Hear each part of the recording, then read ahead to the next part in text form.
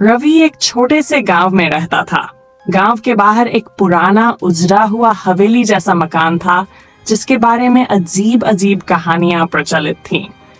कहते थे कि वहां जो भी गया वह कभी वापस नहीं आया। रवि को इन बातों पर यकीन नहीं था। एक रात अपने दोस्तों को चुनौती देते हुए वह अकेले उस हवेली में जाने को तैयार हो गया।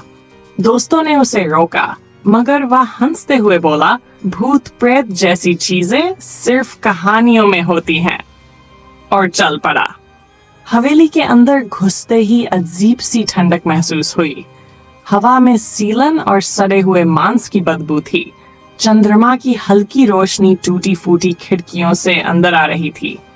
रवि ने मोबाइल टॉर्च ऑन की और इधर उधर देखने लगा।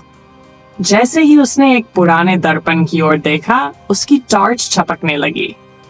दर्पण में उसकी परछाई के अलावा एक और आकृति थी, एक लंबी काली बेडौल परछाई जिसकी आंखें खून जैसी लाल चमक रही थीं। रवि का दिल तेजी से धड़कने लगा। उसने पीछे मुड़कर देखा, मगर वहां कुछ नहीं था। मगर जैसे ही उसने फिर दर्पण में झांका, वह परछाई और करीब आ चुकी थी। कौन है वहां? उसने डरते डरते पूछा।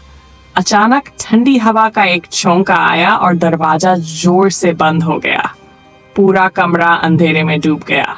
फिर एक खौफनाक फुसफुसाहट गूंजी, तुम्हें यहां नहीं आना चाहिए था। रवि के पैरों तले जमीन खिसक गई। उसकी टॉर्च अचानक खुद ही ऑन हो गई और उसने देखा एक विकृत चेहरा, बिना आंखों के गड्ढे, सड़ा गला शरीर, और वह परछाई अब उसके ठीक सामने थी। रवि चीख भी नहीं सका। अगले दिन गांव वालों ने हवेली के पास उसकी जली हुई लाश पाई और उसकी आंखें वे गायब थीं। तब से उस हवेली से रात में किसी के फुसफुसाने की आवाजें आती हैं, मानो कोई नया शिकार ढूंढ रहा हो।